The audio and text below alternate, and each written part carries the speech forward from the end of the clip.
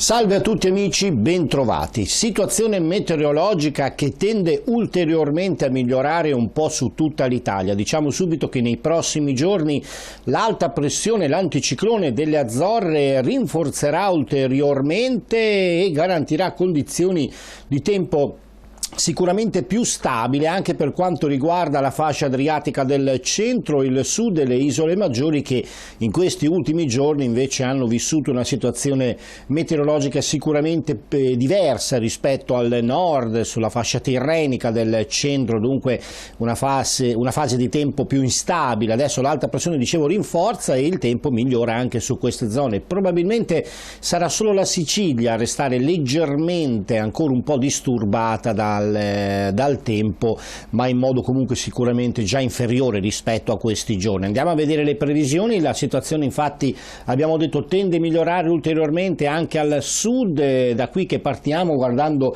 la situazione sicuramente più tranquilla rispetto ai giorni scorsi, ancora un qualche forse annuvolamento sparso più probabile sulla Sicilia.